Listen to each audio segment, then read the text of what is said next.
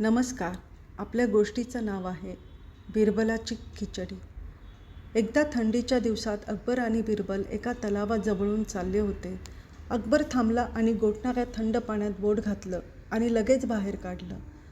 अकबर म्हणाला, मला वाटत नाही की या थंड पाण्यात कोणी एक रात्रही घालवू शकेल.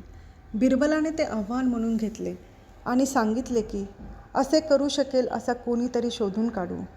अकबराने सरोवराच्या थंड पाण्यात उभं राहून रात्र घालवणाऱ्याला 1000 सोन्याची नाणी देण्याचं वचन दिलं.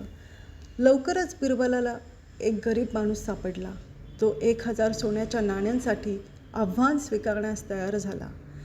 2 शाही रक्षकांनी पहारा दिला आणि गरीब माणसाने संपूर्ण रात्र गोठलेल्या पाण्यात उभे राहून काढली.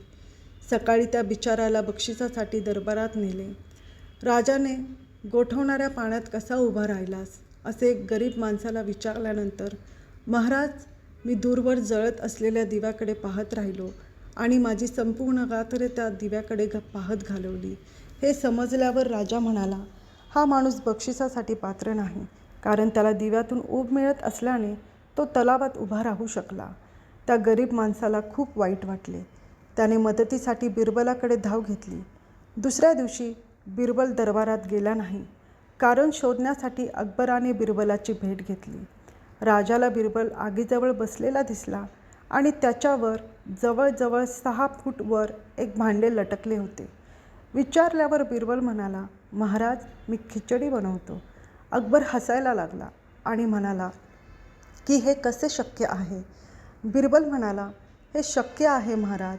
जर एखादा गरीब माणूस फक्त दूरवर जळत असलेला दिवा पाहून उबदार राहू शकत असेल तर मीही खिचडी अशा प्रकारे शिजवू शकतो.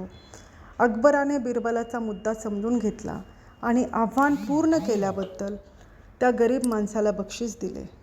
धन्यवाद.